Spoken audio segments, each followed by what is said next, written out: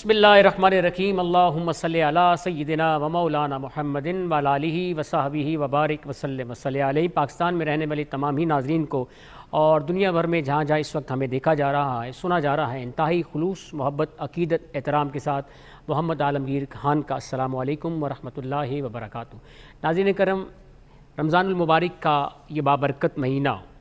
रहमतों, बरकतों और रिफ़तों के साथ हमसे जुदा होने जा रहा है। मेहमान आया है और हमने इसका कैसे इस्तकबाल करना है और कैसे इस्तकबाल किया है,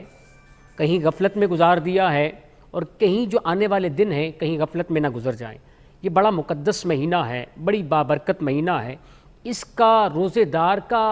सोना भी इबादत है। रोज़ेदार का हर लम्हा अल्लाह की बारगाह में कबूल है। वो मुनाजात पेश करे, वो रब की बारगाह में आओ गिरिया करे, वो रब की बारगाह में उसके साथ लो लगाए। रब ख़ुद कहता है कुछ मुझसे रिज़्क़ मांगने वाला, है कोई मुझसे तलब करने वाला, औलाद तलब करने वाला मैं औलाद अता कर दूँ, है कोई मुझसे माल मांगने वाला मैं उसको माल अता कर दूँ। यानी हर चीज़, हर लम्हा, हर लहजा रब की, ये वो महीना है जिस महीने हमारी दुआएं, हमारी मुनाजात कबूल होती हैं। नाज़रीन, हर रोज़ किसी न किसी मौजू पर हम बात करते हैं। आज भी वतन अज़ीज़ पाकिस्तान के मारूफ मजहबी स्कॉलर इस्लाम पर गहरी नज़र रखते हैं, बहुत ही खूबसूरत अफ़कार व ख़यालात का इजहार फरमाते हैं। नौजवान स्कॉलर हैं अल्लामा प्रोफेसर महमूद तबस्सुम साहब, हमारे साथ तशरीफ़ फरमा है। अस्सलाम वालेकुम। वालेकुम अस्सलाम। मिजाज ग्रामी अल्हम्दुलिल्लाह खैर मकदम है, बहुत शुक्रिया। शहर रमज़ान K2 की खुसूसी नशरियात आप यहाँ पे तशरीफ़ लाए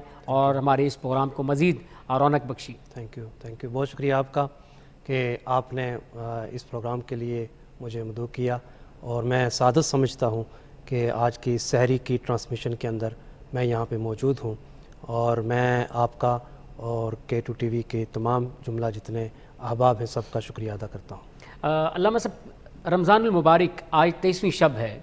और बहुत जल्दी के साथ हमसे जुदा हो गया है और बस ये 6-7 दिन ही रह गए हैं। क्या कहना चाहेंगे? बरकतें, रिफ़तें और रहमतें लेकर आता है। वो जो तसव्वुर है साल भर में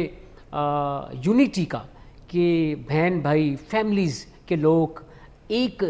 जगह पर, एक दस्तरखान पर इकट्ठे नहीं होते, और एक कैसा इस्लाम की एक यूनिटी दे रहा है रमज़ान के सहर में भी और आफ्तार में भी। पूरी फैमिली, घर के तमाम फ़र्द एक दस्तरखान पर बैठकर अफ्तारी कर रहे होते हैं, सहरी का तमाम हो रहा होता है। क्या कहना चाहेंगे? यकीनन जैसे आपने पहले फरमाया कि ये अल्लाह तबारक व तआला की तरफ से मेहमान है, और यकीनन जो रमज़ान मुबारक के इस बाबरकत महीने के अंदर जो उसकी तरफ से फ़यूज़ व बरक़ात हैं, अनवारात हैं, इनामात हैं, वो बाकी आम महीनों के अंदर नहीं हैं। तो जब अल्लाह तबारक व तआला की खुसूसी नवाज़शात होती हैं तो यकीनन वो बहुत सारे अहबाब को एक प्लेटफार्म पर जमा करता है और होने की तलकीन भी करता है। यकीनन मैं समझता हूँ कि जो सहरी की रौनकें अभी से दोबाला हैं और शुरू रमज़ान से लेकर आज तक जो एक समा है कि घर के सारे अफराद एक जगह पे जमा हैं और एक साथ उठ रहे हैं और एक साथ जो है वो रोज़ा बंद हो रहा है, और इसी तरीके से इफ्तार का भी समा है। और मैं समझता हूँ कि ये अल्लाह तबारक व तआला का खुसूसी इनाम है और हुज़ूर रिसालत माब सल्लल्लाहु अलैहि वसल्लम की वजह से ये रमज़ान हमें मिला है कि अल्लाह तबारक व तआला इस माह के पहले अशरे के अंदर हमें रहमतों से भरपूर हमें अता फरमाता है। फिर दूसरा अशरा जो गुज़रा वो मग़फ़रतों से भरा हुआ, और ये जो अशरा जिस समा में आज हम बैठे हुए हैं, ये अल्लाह तबारक व तआला ने इसलिए रखा है कि जहन्नम से आज़ादी के लिए। अल्लाह अकबर। यानी कि पहला मेरी रहमतें लूट लो जी, और दूसरा अशरा मग़फ़िरत का है, जी, जी, और जी। फिर तीसरा अशरा जहन्नुम से आज़ादी का है। और मैं समझता हूँ कि नबी पाक सल्लल्लाहु अलैहि वसल्लम का भी यही मामूल था, और इस आखिरी अशरे के अंदर एहतमाम के साथ जो एतिकाफ़ आका अलैहिस्सलातु वस्सलाम फरमाते थे, और यकीनन आज पूरी दुनिया के अंदर मुतक़िफ़ीन हज़रात जो हैं वो ये इस इबादत के अंदर भी मसरूफ़ हैं। और यही वजह है कि اللہ تبارک و تعالیٰ کا خصوصی انعام ہے نبی پاک صلی اللہ علیہ وسلم کی امت پر کہ ہم اعتکاف کی سعادتیں بھی سمیٹ رہے ہیں، اور رمضان کے اس آخری عشرے کی جو رحمتیں، برکتیں، اور جس کو کہا کہ اتقوا من النار، جہنم سے آزادی، یہ سارے لطف و کرم میں سمجھتا ہوں حضور صلی اللہ علیہ وسلم کی وساطت سے ہیں۔ اور اس آخری عشرے کے اندر اللہ تبارک و تعالیٰ نے ہمیں قرآن جیسی عظیم نعمت، یعنی یہ نزول قرآن کا بھی مہینہ، اور پھر یہ 10 راتیں جو ہیں، سرکار دو عالم نبی کریم صلی اللہ علیہ وسلم نے پورے ماہ کا بھی اعتکاف کیا، اور پھر آخری 10 راتوں میں اسپیشلی اعتکاف کر کے امت مسلمہ کو بتایا جا رہا ہے اگر مزید برکتیں حاصل کرنی ہیں، مزید رفتیں حاصل کرنی ہیں، تو پھر ان 10 راتوں میں اپنا نرم بستر چھوڑ کر رب کی بارگاہ میں آ جاؤ، اور پھر اس 5 راتیں مختص بھی کر دی کہ ان میں شب قدر کو تلاش کرو جو 1000 مہینوں سے افضل ہے۔ پھر عالمگیر بھائی اس میں ایک اور بات بھی ہے، دیکھیں نزول قرآن کا عشرہ بھی اس کو کہتے ہیں، لیکن میں سمجھتا ہوں کہ جو 27 رمضان کو ہمارا پاکستان جو ہے وہ مرز وجود میں آیا، اور میں سمجھتا ہوں کہ رمضان نے کتنی بڑی سعادتیں ہمیں عطا فرمائی ہیں، یہ ملک ملا، وطن ملا، اور اس حوالے سے بھی میں سمجھتا ہوں کہ اللہ تبارک و تعالیٰ کا خصوصی انعام، جہاں پہ رمضان ہے، قرآن ہے، اسلام ہے، ایمان ہے، وہاں پاکستان بھی ہے۔ تو جب پاکستان کا وجود آیا تو اس وقت دستور یہی تھا کہ پاکستان کا مطلب کیا؟ لا الہ الا اللہ، اور اس ملک کی یعنی جو ملک کے اندر ہمارے بزرگوں نے قربانی دی ہے، تو تبھی تو یہ 27ویں شب کو، اور یہ جو شب قدر کی رات گزری اور صبح 27ویں شب آ گئی رمضان المبارک کی، تو یہ مزید سمجھتے ہیں برکات اس میں بہت بڑی برکات۔ میں سمجھتا ہوں کہ پاکستان جو مارز وجود میں آیا 27 رمضان کو آیا، اور اس ماہ رمضان کے اندر ہی پاکستان بنا، ٹھیک ہے 14 اگست کو بھی ہم کرتے ہیں، لیکن میں سمجھتا ہوں کہ اگر ہم یہ دیکھیں کہ پاکستان جو ہے وہ بنیادی طور پر یہ کلمہ کی بنا پر پاکستان میں ملا ہے، تو اس کو ہم اگر 27ویں شب کے حوالے سے ہی دیکھیں تو یہ یقیناً ایک خصوصی انعام ہے، اور یہ بزرگوں کی محنتوں کا ثمر ہے، ہمارے صوفیاء کرام کی محنتوں کا ثمر ہے، اور جو مشائخ علماء کرام جنہوں نے بہت قربانیاں دی ہیں، قیام پاکستان کے گراں قدر خدمات میں بہت بڑی قربانیاں ہیں ان کی، ہمارے اسلاف کی، ہمارے صوفیاء کی، ہمارے بزرگوں کی۔ کیا کہنا چاہیں گے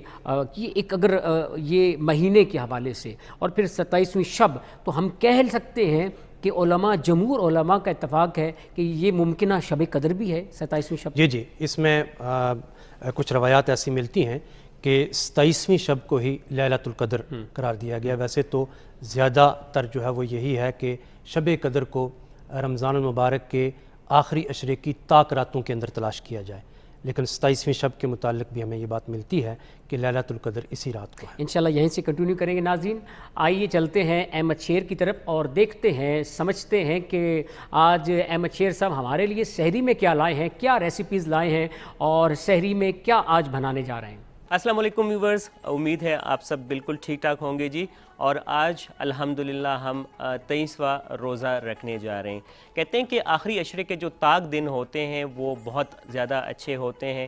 خوش نصیب ہوتے ہیں وہ لوگ جن کو یہ طاق راتیں نصیب ہوتی ہیں اور اس میں وہ عبادات کرتے ہیں۔ کہتے ہیں کوئی پتہ نہیں کہ کس گھڑی آپ کی دعا قبول ہو جائے، تو لہٰذا بہت ساری عبادت آپ کریں گے، بہت ساری دعائیں کریں گے، تو ہمارے لیے بھی کیجیے گا، ہم بھی کریں گے، اور ضرور کوشش کریں کہ اپنے بچوں کو بھی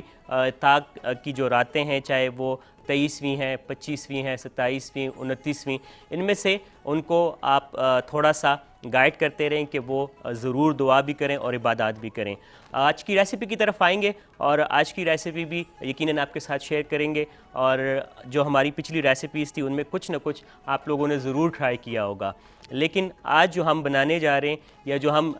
بنائیں گے وہ کس طریقے سے کہ کیا بنانا ہے، ہمیشہ میری کوشش ہوتی ہے کہ ایک بہت چھوٹی سی، سمپل سی لیکن ہیلدی سی ریسیپی آپ کے ساتھ شیئر کی جائے۔ عموماً ایسا ہوتا ہے کہ سحری میں آپ کا کچھ کھانے کو دل نہیں کرتا، اور پھر یا تو یہ ہوتا ہے کہ نیند آپ کی پوری نہیں ہوتی، یا پھر ایسا ہو سکتا ہے کہ آپ وہ کھانا نہیں چاہتے جو کہ بنا ہوا ہو، تو کچھ اگر خود جلدی سے بنائیں گے تو وہ زیادہ بہتر ہے۔ اگر ہم بات کریں آم کی یا پھر ہم بات کریں پیچ کی یا ہم بات کریں ایپریکاٹ کی، تو یہ ایسے فروٹ ہیں، ایک تو میٹھے ہیں، رسیلے ہیں، اور ساتھ میں یہ ہے کہ اگر آپ کھاتے ہیں تو کچھ دیر کے لیے آپ کو آپ کی جو بھوک کا احساس ہوتا ہے وہ ختم ہو جاتا ہے، انرجی آپ کو ملتی ہے، وافر مقدار میں آئرن موجود ہے اور ساتھ میں گلوکوز، تو جس کی وجہ سے آپ کو انرجی مل رہی ہوتی ہے۔ اگر تو آپ شیک پینا پسند کرتے ہیں، آپ سمودی بنانا آپ کو پسند ہے اور آپ چاہتے ہیں کہ آپ سحری کے ٹائم کچھ نہ کھائیں، تو میں آپ سے یہ کہوں گا کہ آپ سمودی بنا کے پی لیں۔ اب سمودی یا شیک میں فرق کیا ہے، کہ ایسی کیا چیز اس ریسیپی میں ہے جو اس میں نہیں ہے؟ ڈیفینیٹلی جب آپ سمودی کی بات کرتے ہیں تو وہ بہت زیادہ سموتھ ہوتا ہے، اس میں آپ کے پسند کی ٹاپنگ ہوتی ہے کہ آپ کیا پینا پسند کرتے ہیں، یا آپ اس میں کیا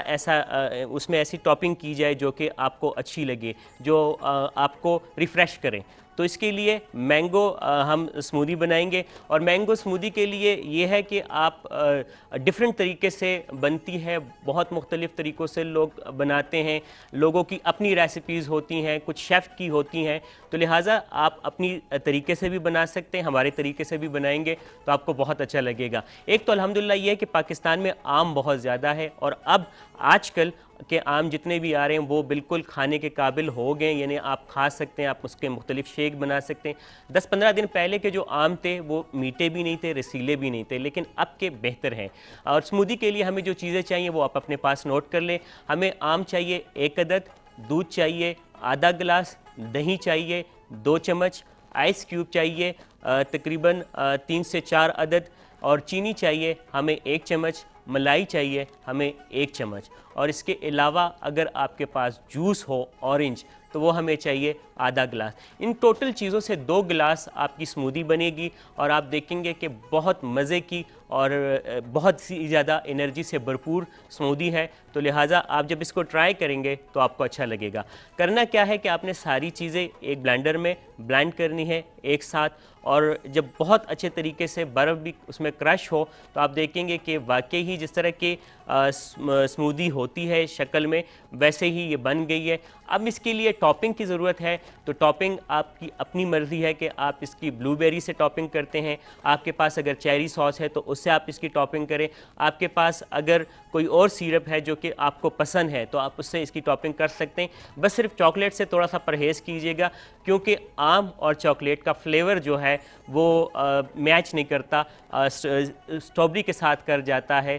چیری کے ساتھ اس کی سیرپ کے ساتھ کر جاتا ہے، لیکن آم کا اور چاکلیٹ کا جو مزہ ہے وہ شاید ایک ساتھ اتنا اچھا نہیں ہوتا، تو لہٰذا آپ اس سے تھوڑا سا احتیاط کریں گے، اور کوشش کریں گے کہ جو بھی، یا پھر آپ کے پاس اگر کچھ بھی نہیں ہے تو لال جو شربت ہوتا ہے تقریباً روزوں میں تو ہر گھر میں موجود ہوتا ہے، اسی سے اگر آپ اس کی ٹاپنگ کریں گے، یا گلاس میں نیچے سے آپ لگا کے تھوڑی دیر کے لیے فریج میں رکھیں گے، اور بعد میں اس کے اوپر جو آپ نے سمودی بنائی ہے وہ ڈالیں گے، تب بھی آپ کو بہت مزہ آئے گا اور آپ کو اچھا لگے گا۔ ایک تو یہ ہے کہ جب آپ گلاس میں پہلے سے تھوڑا سا لال شربت یا چیری ساس یا جو بھی آپ کے پاس ساس ہے جو کہ ٹاپنگ ہے تو وہ آپ اس میں ڈالیں گے، تو وہ ایک تو یہ ہوگا کہ ٹھنڈا ہوگا، دوسرے جب اوپر سے ایک ریڈ کلر ہوگا، اوپر سے یلو کلر آئے گا، اور ساتھ میں اگر آپ کریم کا اس کو ٹچ دیں گے وائٹ کلر کا تو دیکھنے میں بھی اچھا لگے گا، اور جو چیز دیکھنے میں اچھی لگے تو پھر وہ یقیناً کھانے میں بھی اچھی لگتی یا پینے میں بھی اچھی لگتی ہے۔ آج کی سمودی جو کہ مینگو سے بنی ہے بہت مزے کی اور بہت ڈیلیشیس ہے۔ نیوٹریشس ویلیو کی اگر بات کی جائے اس میں کوئی شک نہیں ہے کہ آپ کی صحت کے لیے یا آپ کو کم از کم 2 سے 3 گھنٹے انرجی دینے کے لیے 1 گلاس کافی ہے۔ ضرور بنائیے گا اپنے لیے بھی اور اپنے پیاروں کے لیے بھی۔ انشاءاللہ آپ سے پھر ملاقات ہوگی۔ اپنا بہت سارا خیال رکھیں۔ اللہ حافظ۔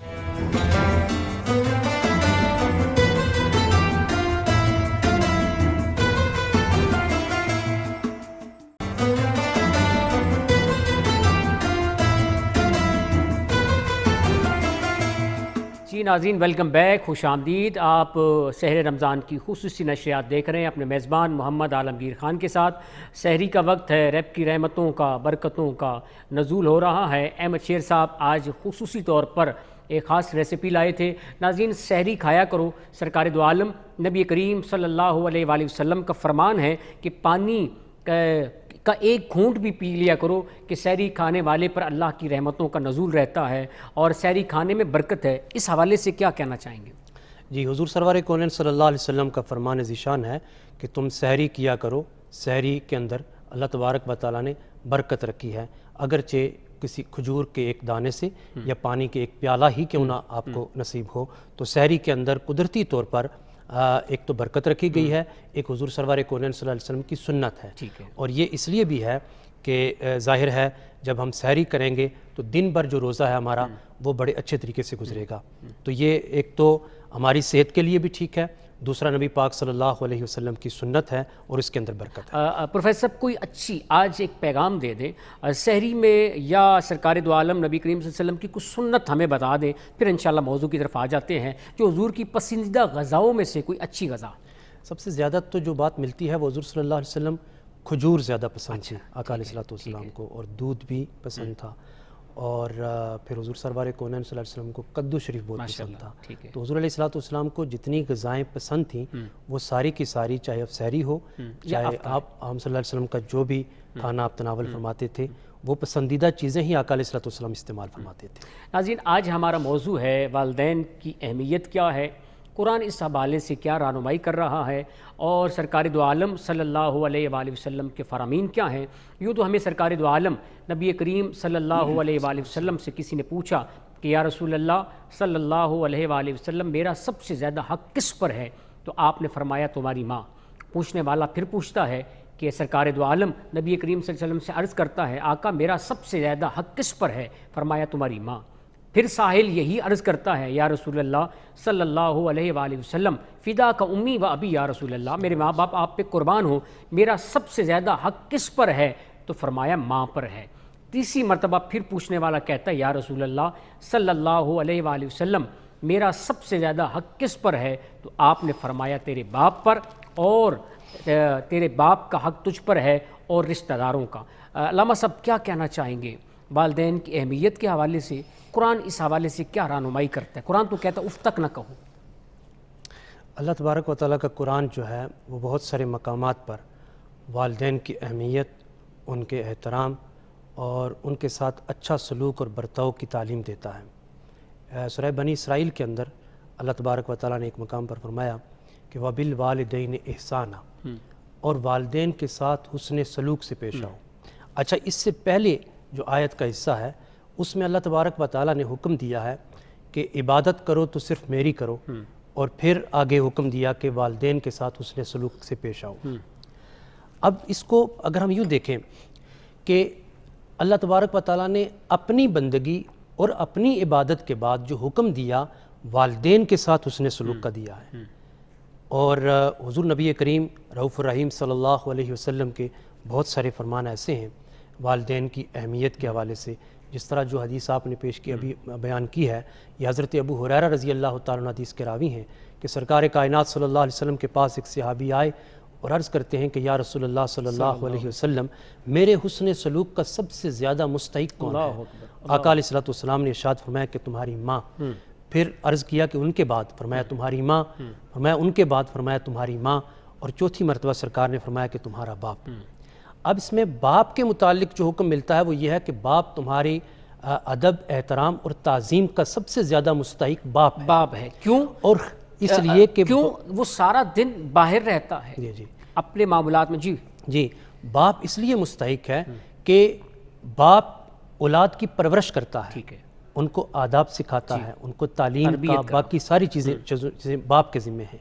لیکن والدہ کے متعلق فرمایا کہ والدہ جو ہے وہ تمہارے خدمت کی زیادہ مستحق ہے۔ اب اس میں اگر ہم تھوڑا سا گہرائی میں دیکھیں تو وہ کیوں ہے؟ اس لیے کہ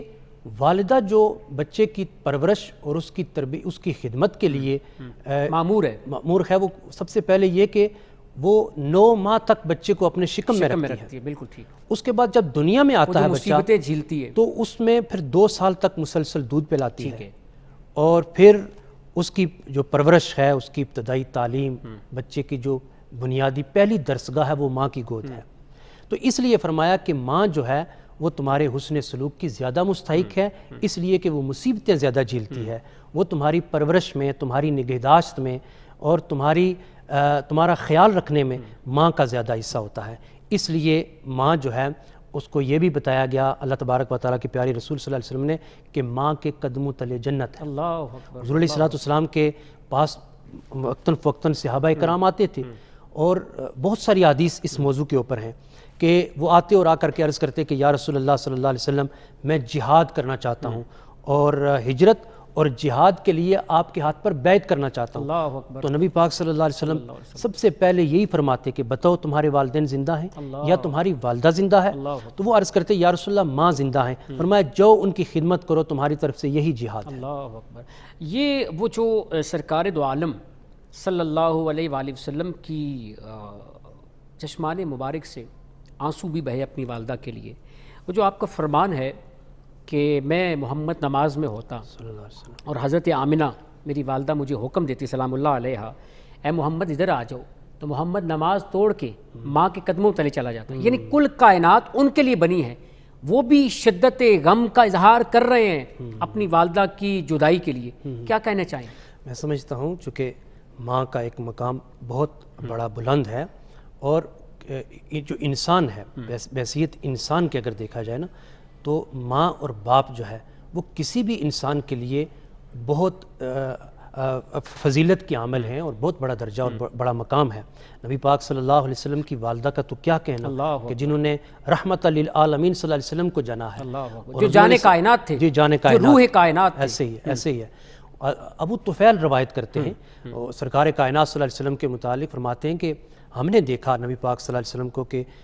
وہ مقام جہرانہ کے اوپر جو ہے وہ گوشت تقسیم فرما رہے تھے، اتنے میں ایک خاتون آئیں تو نبی پاک صلی اللہ علیہ وسلم اپنی مسند سے اٹھ کے چلے گئے اور ان کو جا کر ان کا استقبال کیا اور ان کو بٹھایا، تو فرماتے ہیں ہم نے پوچھا کہ یہ کون عورت تھی جن کے لیے نبی پاک صلی اللہ علیہ وسلم اٹھ کے چلے گئے؟ تو کہا گیا کہ یہ نبی پاک صلی اللہ علیہ وسلم کی رضائی والدہ ہیں جنہوں نے نبی پاک صلی اللہ علیہ وسلم کو دودھ پلایا ہے۔ اب حضور علیہ السلام کی نگاہ کے اندر اپنی حقیقی والدہ کا مقام کیا ہوگا کہ اگر رضائی والدہ کا یہ مقام ہے تو پھر حقیقی والدہ کا کیا مقام ہوگا کہ جنہوں نے سرکار کائنات صلی اللہ علیہ وسلم جیسی ہستی کو جانا ہے۔ اور حضور سرور کونین صلی اللہ علیہ وسلم اپنی والدہ کے لیے بہت روتے تھے، اور وہ بات ایک مشہور ہے کہ نبی پاک صلی اللہ علیہ وسلم تشریف لے گئے والدہ کی قبر انور پر، اور وہاں جا کر کافی دیر جو ہے وہ گریہ وزاری کرتے رہے اور کبھی روتے تھے، پھر حضور علیہ السلام مسکرائے کہ کاش میری والدہ زندہ ہوتی تو نبوت کا تاج پہنا ہوا آج مجھے بھی دیکھا۔ ناظرین چلتے ہیں نعت رسول مقبول صلی اللہ علیہ وآلہ وسلم کے لیے، اور دیکھتے ہیں آج ہمارے دلوں کو نعت کے ذریعے منور فرما رہے ہیں۔ آئیے نعت سماعت فرماتے ہیں۔ کعبے کی رونق، کعبے کا منظر، اللہ اکبر اللہ اکبر اللہ اکبر اللہ اکبر، دیکھوں تو دیکھے جاؤں برابر، اللہ اکبر اللہ اکبر، حمد خدا سے تر ہے زبانیں، کانوں میں رس گھولتی ہے اذانیں، حمد خدا سے تر ہے زبانیں، کانوں میں رس گھولتی ہے اذانیں، بس ایک صدا آ رہی ہے برابر، اللہ اکبر اللہ اکبر اللہ اکبر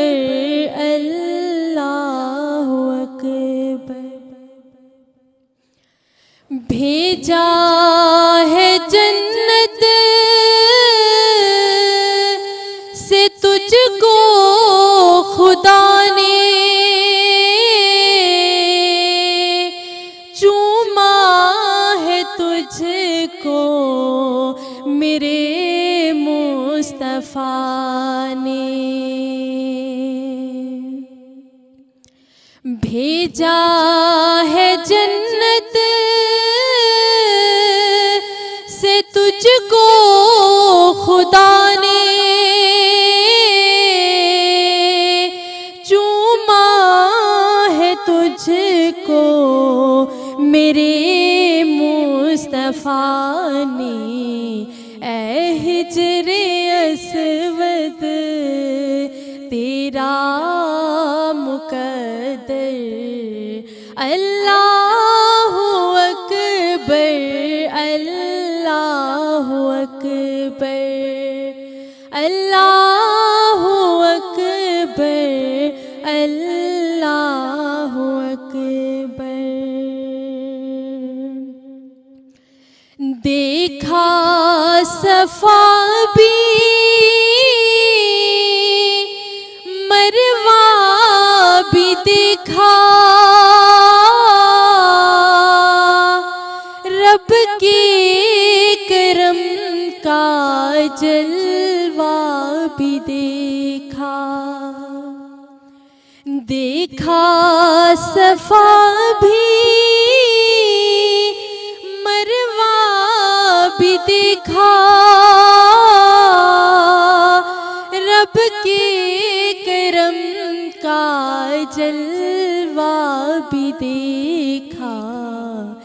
دیکھا رواں ایک سروں کا سمندر، اللہ اکبر اللہ اکبر اللہ اکبر اللہ اکبر۔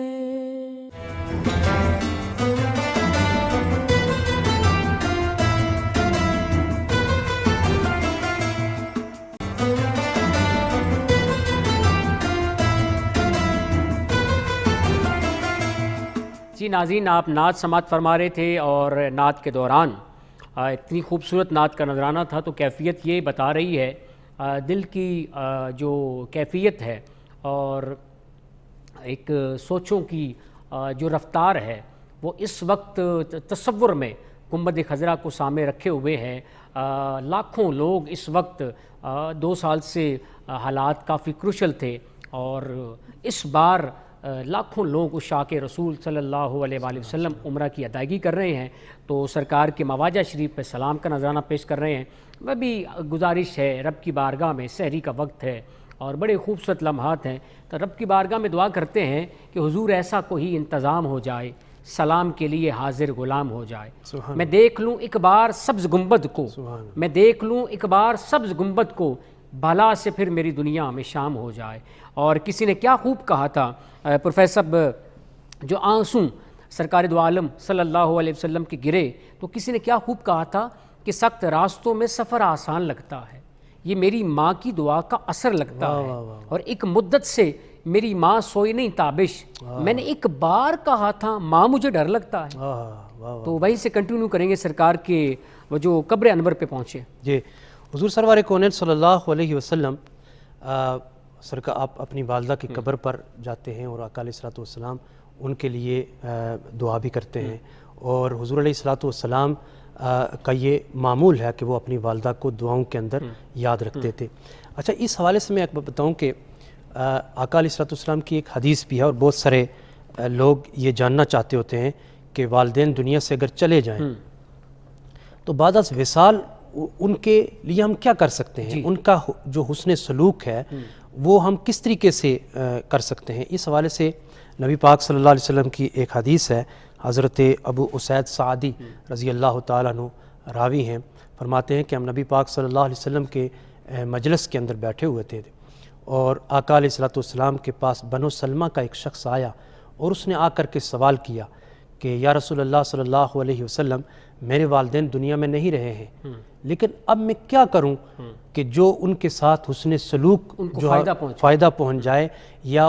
جو زندگی کے اندر میں حسن سلوک نہیں کر پایا وہ حسن سلوک بعد از وصال ہو سکے، تو کیا چیزیں ہیں؟ تو نبی پاک صلی اللہ علیہ وسلم نے ارشاد فرمایا کہ ہاں اس کے لیے کچھ چیزیں ایسی ہیں کہ تم اگر بعد از وصال بھی کرو تو ان کو فائدہ پہنچے گا قبر کے اندر۔ پہلی بات آقا علیہ الصلوۃ والسلام نے یہ ارشاد فرمائی کہ الصلاۃ علیہا، سب سے پہلا حق جو ہے وہ یہ ہے کہ تم ان کی نماز جنازہ پڑھو۔ اللہ اکبر۔ پھر دوسری بات یہ کہ ان کے لیے استغفار یعنی دعا کرو، اور پھر تیسری بات یہ آقا علیہ الصلوۃ والسلام نے ارشاد فرمائی کہ ان کے جو انہوں نے اگر زندگی کے اندر کوئی عہد کر لیا ہے، کوئی معاہدہ کر لیا ہے، کوئی وعدہ کر لیا ہے، تو اس کو وفا کرو۔ یعنی ورثاء کی جانب سے، اولاد کی طرف سے یہ ہے کہ وہ اس عہد کو پورا کرے۔ اور پھر ایک بات آقا علیہ الصلوۃ والسلام نے یہ ارشاد فرمائی کہ ان کے جو اگر والدہ ہے دنیا سے چلی گئی ہے تو اس کی سہیلیوں کے ساتھ حسن سلوک کیا جائے، یعنی خالہ کے ساتھ کیا جائے یا جو ان کی سہیلیاں ہیں ان کے ساتھ حسن سلوک کیا جائے، اور اگر والد فوت ہو گیا تو اس کے جو دوست ہیں ان کے ساتھ حسن سلوک کیا جائے۔ پروفیسر صاحب ایک یہاں سوال بنتا ہے، ایک روایت میں ہمیں یہ بھی ملتا ہے کہ جو اپنے والدین کے لیے آج لوگ پوری دنیا میں اور مسلمان اسپیشلی رزق کے لیے بڑے پریشان رہتے ہیں، رزق کی تنگی ہے، رزق کی تنگی ہے۔ ایک تو والدین کے ساتھ حسن سلوک کا معاملہ موجودہ وقت میں بہت کم ہو چکا ہے۔ ایک دوسری روایت جو ملتی ہے، جو اپنے والدین کے لیے زندہ ہیں یا دنیا سے چلے گئے دعا کرنا چھوڑ دیتا ہے، اللہ اس کے رزق میں تخفیف کر لیتا ہے، کمی لاتا ہے۔ جی ایسے ہی ہے، بلکہ اسی سے ریلیٹڈ میں حدیث پیش کرتا ہوں۔ نبی پاک صلی اللہ علیہ وسلم کے پیارے صحابی، اور یہ مسند امام احمد بن حنبل میں جو ہے موجود ہے، حضرت انس بن مالک رضی اللہ تعالیٰ عنہ بیان کرتے ہیں، سرکار کائنات صلی اللہ علیہ وسلم نے فرمایا کہ جس شخص کی یہ خواہش ہو کہ اس کی عمر لمبی ہو اور اس کے رزق کے اندر اضافہ ہو، اللہ اکبر، یعنی اس کی عمر لمبی ہو اور اور رزق میں اضافہ ہو، اسے چاہیے کہ اپنے والدین کے ساتھ حسن سلوک سے پیش آئے۔ اللہ اکبر۔ اچھا، اس میں یہاں پہ لفظ ایک ضمناً سوال آ جاتا ہے کہ اس میں ان کا دنیا میں ہونا یا دنیا سے چلے جانا، یہ دونوں دیکھیں دونوں طریقے سے، ٹھیک ہے، اگر حسن سلوک جو ہے وہ بعد از وصال بھی ہے، وہ اس صورت کے اندر ہے کہ ان کو دعاؤں میں یاد رکھا جائے، یہ اصل یہ ہے، ٹھیک ہے۔ جی جی، بعد از وصال حسن سلوک یہی ہے جو 3-4 چیزیں میں نے پہلے بیان کی ہیں۔ گویا پتہ چل گیا کہ قیامت والے دن تک بھی آپ کا رشتہ آپ کے والدین کے ساتھ مستحکم ہے۔ دیکھیں وہاں پکارا ہی جائے گا، والدین کے نام سے ماں پکارا کے جائے نام گا، سے، ماں کے نام سے پکارا جائے گا۔ یعنی اگر زندہ ہے انسان تو اس کے والدین، اگر انسان کے والدین زندہ ہیں تو تب بھی حسن سلوک کے زیادہ مستحق ہیں۔ جی، وہ بڑھاپے کی عمر کو اگر پہنچ گئے ہیں، دیکھیں وہ ایک حدیث ہے، نبی پاک صلی اللہ علیہ وسلم ممبر پر جلوہ افروز ہوئے، بالکل ایسی، تو آقا علیہ الصلوۃ والسلام نے آمین کہا، پھر دوسری دفعہ آمین کہا، پھر تیسری دفعہ آمین کہا، تو کسی نے کہا یا رسول اللہ آج آپ نے آمین کہا ہے، فرمایا جبرائیل امین آئے تھے اور انہوں نے پہلے یہ بات جبرائیل امین نے آ کر کے مجھے بتائی کہ یا رسول اللہ صلی اللہ علیہ وسلم اگر کسی کے والدین زندہ ہیں اور اس نے ان کی خدمت نہیں کی تو وہ جہنم میں جائے، ہلاکت ہے اس شخص کے لیے، اس شخص کے لیے ہلاکت ہے۔ تو حضور علیہ الصلوۃ والسلام سے جبرائیل امین کہتے ہیں کہ یا رسول اللہ آپ آمین کہیں، آج میں دعا کرنے کے لیے آیا ہوں، آپ آمین کہیں۔ یعنی کائنات میں رحمت للعالمین بنا کر بھیجا گیا، لیکن والدین کے نافرمان کے لیے ہلاکت کا کہا، ہلاکت کا۔ اور پھر دوسرے امین جو ہے وہ کہنے کی وجہ یہ بنی، فرمایا جس نے رمضان المبارک اور کو بخشش پایا اور اس نے بخشش نہ کروائی، اور تیسرا کہ جس کے سامنے درود پاک پڑھا گیا اور وہ میرا نام نامی لیا جائے۔ اچھا اس حوالے سے میں عرض کرتا ہوں کہ نبی پاک صلی اللہ علیہ وسلم کا جب ہم نام لیتے ہیں تو ضرور درود شریف پڑھا جائے، ٹھیک ہے، یہ چونکہ ہمیں حکم ہے۔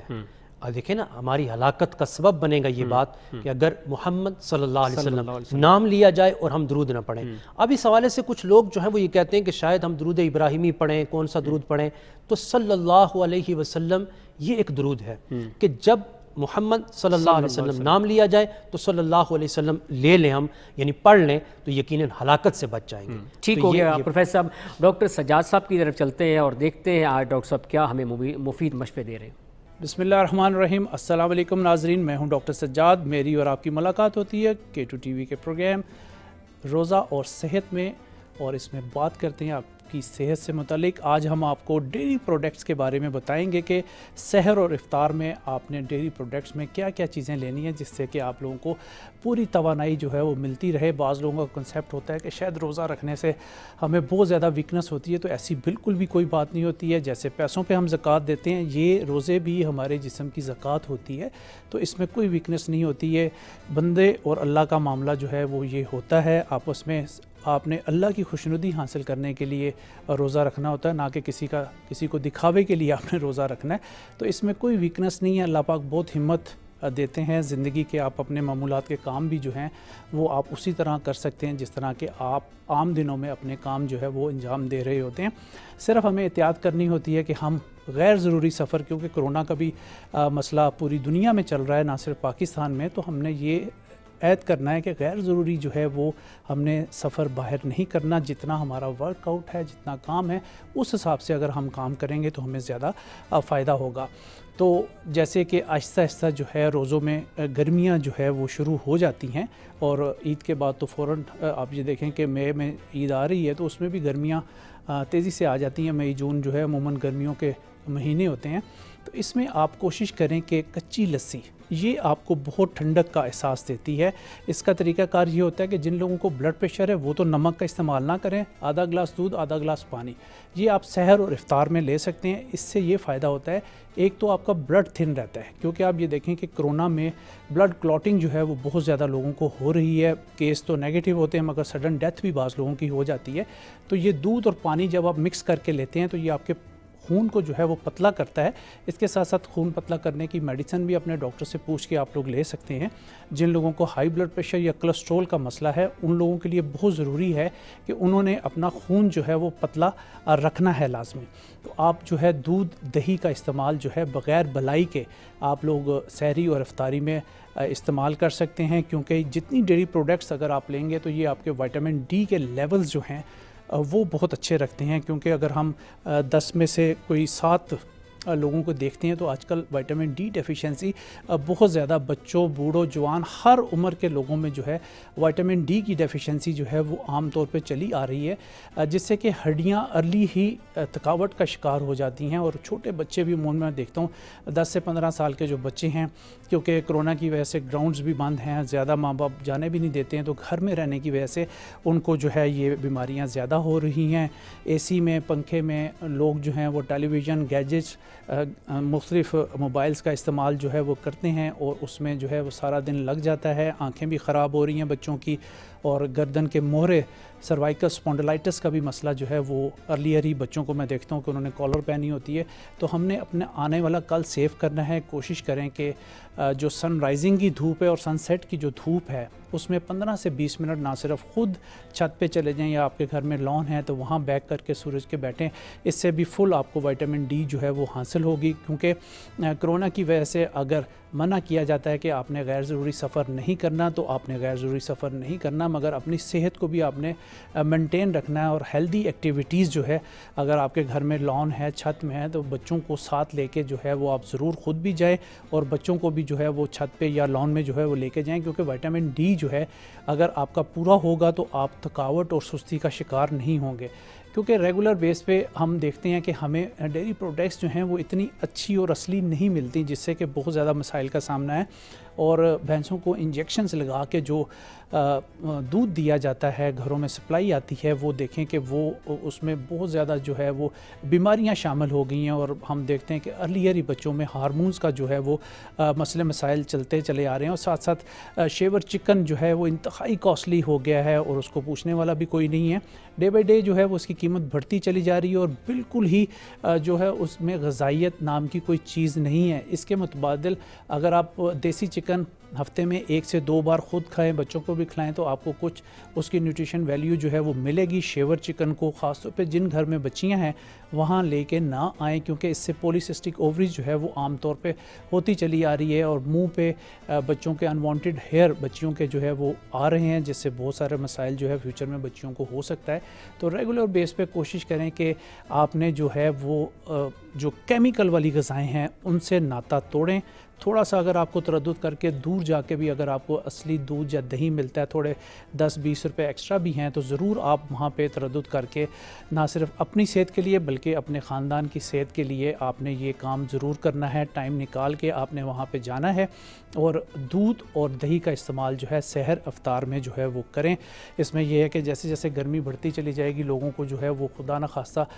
سن سٹروک ہونے کا خطرہ ہوتا ہے، لو لگ جانے کا خطرہ ہوتا ہے. تو جب بھی آپ گرمی میں باہر نکلیں تو کوشش کریں کہ گیلا رومال کر کے اپنی گردن کے پیچھے آپ رکھیں اور گیلا رومال رکھ لیں. ہاتھ میں بھی اگر آپ کو چھینکیں یا الرجی کا کوئی مسئلہ ہے تو گیلا رومال کو جو ہے وہ ناک کے اوپر رکھیں، اسی ٹائم آپ کی الرجی جو ہے چھینکیں وغیرہ جو ہے وہ بند ہو جائیں گی۔ مگر جتنا آپ ڈیری پروڈکٹس جس میں مکھن ہے، دہی ہے، چیز ہے، اگر آپ کو اصلی چیزیں یہ مل جاتی ہیں تو پھر تو بہت ہی اچھی بات ہے کہ اس دور میں آپ کو یہ چیزیں جو ہے وہ اصلی مل رہی ہیں۔ نہ صرف بچوں کو آپ نے اس کے لیے فوکس کرنا ہے کہ بیٹا آپ نے 1 گلاس دودھ جو ہے وہ ضرور ڈیلی پینا ہے، وہاں پہ اپنی بیٹیوں کے لیے بھی آپ اہتمام کریں کہ ان کو بھی روزانہ کی بنیاد پہ جو ہے وہ 1 گلاس جو ہے وہ دودھ لازمی دیں، تاکہ ارلیئر ہی بچیوں میں جو ہے آسٹروپروسس کا عمل شروع نہ ہو جائے، جسے ہڈیوں کا بھربھرا پن ہم کہتے ہیں، وہ پھر ارلیئر ہی ہو جاتا ہے۔ جو بچیاں ارلی ایج میں ہی جو ہے وہ ڈائٹنگ پہ چلی جاتی ہیں، جو کہ کھانے کی ایج ہوتی ہے اس میں جو ہے وہ ڈائٹنگ پہ چلی جاتی ہیں، جس سے کہ ان کی ہڈیاں بہت زیادہ ویک ہو جاتی ہیں۔ اس لیے کوشش کریں کہ 25 سے 30 سال تک اتنی کرش ڈائٹنگ نہ بیٹا نہ بیٹی کوئی بچہ یا بچی جو ہے وہ نہ کرے۔ اس میں ڈیری پروڈکٹس کو اپنی لائف میں شامل کریں۔ سحر اور افطار میں خصوصاً آپ لوگوں نے کوشش کرنا ہے کہ دہی اور دودھ کا استعمال کریں، تاکہ آپ کے وٹامن ڈی لیولز جو ہیں وہ بہتر ہو جائیں اور آپ کو ہڈیوں کی بیماریاں جو ہیں وہ ارلی اسٹیج پہ نہ شروع ہوں۔ آج کے لیے اتنا ہی، بس اپنے میزبان ڈاکٹر سجاد کو دیجیے اجازت۔ اللہ حافظ۔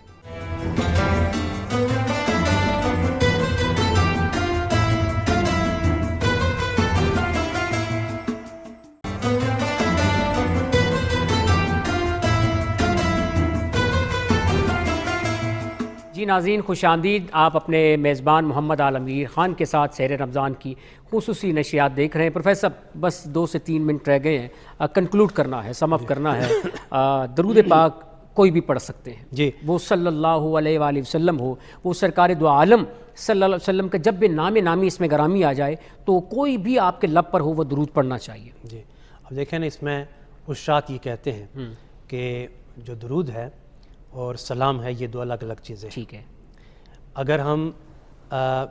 درود پڑھتے ہیں نبی پاک صلی اللہ علیہ وسلم کی ذات پر تو یقیناً وہ ہمارے لیے بخشش کا ایک سامان ہے، لیکن سلام کے متعلق عشاق کہتے ہیں کہ جب ہم سلام کرتے ہیں تو یقیناً جواب آئے گا۔ وہ کسی نے کیا خوب کہا تھا کہ درود پڑھنے سے ثواب ملتا ہے اور سلام پڑھنے سے یار کا جواب ملتا ہے۔ تو یقیناً، اور نبی پاک صلی اللہ علیہ وسلم خود ارشاد فرماتے ہیں کہ تمہارا جو پڑھا ہوا درود و سلام ہے وہ میرے سامنے پیش کیا جاتا ہے۔ اللہ اکبر۔ اب سرکار کائنات صلی اللہ علیہ وسلم کا مقام اتنا بلند ہے کہ اس درود شریف کو پیش کرنے کے لیے فرشتے موجود ہیں۔ وہ کسی نے کیا کہا، خوب کہا تھا، لفظ جب تک وضو نہیں کرتے آقا ہم آپ کی گفتگو نہیں کرتے۔ بس میں چاہوں گا میسج ہمارے نوجوانوں کو والدین کے حوالے سے، اگر حضرت موسیٰ علیہ السلام کو بھی حکم ہو کہ موسیٰ ذرا سنبھل کے آنا، احتیاط کے ساتھ آنا، پہلے آپ نالین پہن کے آتے تھے اور کوئی طور پہ چڑھ جاتے تھے، اب دفتر بند ہو گیا دعاؤں کا، اب وہ سلسلہ نہیں رہا، تو جب نبی کو بھی حکم ہو رہا ہے کہ آپ ذرا احتیاط کے ساتھ آئیں، تو پھر ہمارے آنے والی نسل جو ہے، نوجوان نسل ہیں، ان کے لیے کیا پیغام ہے؟ دیکھیں، آپ نے موسیٰ علیہ السلام کا ذکر کیا اور عیسیٰ علیہ السلام کی شریعت، ان دونوں انبیاء کی شریعتوں کے اندر والدین کے گستاخ کی سزا موت تھی، قتل۔ اکبر، اللہ اکبر۔ ٹھیک ہے، ہمارے نبی پاک صلی اللہ علیہ وسلم کی شریعت کے اندر قتل تو نہیں ہے، لیکن یہ بہت بڑا گناہ ہے، کبیرہ گناہ ہے، لہٰذا اس سے بچنا چاہیے۔ ہماری نوجوان نسل کو جو آج بھیرا روی کا شکار ہے کہ جن والدین نے آپ کو جنا ہے، جن والدین نے آپ کی پرورش کی ہے، جن والدین نے آپ کو پڑھایا لکھایا ہے، آپ کا خیال رکھا ہے، ان کو جب آپ وہ بڑھاپے کی عمر میں پہنچتے ہیں، آپ عالم شباب میں پہنچتے ہیں، تو پھر ان کو دھتکارتے ہیں، پھر ان کو جھڑکتے ہیں اور پھر ان کی نہیں سنتے، یقیناً یہ بہت بڑی ستم ظریفی ہے ہمارے لیے۔ ہم جس دین کے پیروکار ہیں اور جس نبی صلی اللہ علیہ وسلم کا کلمہ پڑھنے والے ہیں، اور جو دین ہمیں ملا ہے، اس دین کے اندر اللہ کی وحدانیت اور اس کی عبادت کے بعد جو دوسرا حکم آیا ہے وہ والدین کے ساتھ اس نے سلوک کا آیا ہے۔ یقیناً اگر ہم والدین کے ساتھ اس نے سلوک کریں گے تو اس دنیا کے اندر بھی سرخرو ہوں گے اور آخرت کے اندر بھی سرخرو ہوں گے۔ بہت شکریہ علامہ پروفیسر محمود تبسم صاحب، سحر رمضان کی خصوصی نشریات میں تشریف لائے اور آپ کی آمد سے ہمارے پروگرام کو مزید رونق ہو گئی۔ ناظرین، اس امید سے، اس خیال سے اپنے میزبان محمد عالمگیر خان کو اجازت دیجیے کہ سرکار دو عالم نبی کریم صلی اللہ علیہ وآلہ وسلم کی وہ حدیث مبارکہ ہے کہ اگر آپ اپنے والدین کے ساتھ حسن سلوک کے ساتھ پیش آئیں گے تو کل آپ کی اولاد بھی آپ کے ساتھ حسن سلوک کے ساتھ پیش آئے گی۔ اس امید سے، اس یقین کے ساتھ کہ اپنے والدین کی خدمت کیجئے، اور اگر دعائیں، نیک تمنائیں اور اپنے اندر اخلاص پیدا کرنا ہے تو اپنے والدین کی دعاؤں کو سمیٹیے۔ اپنے میزبان محمد عالمگیر خان کو اجازت دیجیے۔ السلام علیکم ورحمۃ اللہ وبرکاتہ۔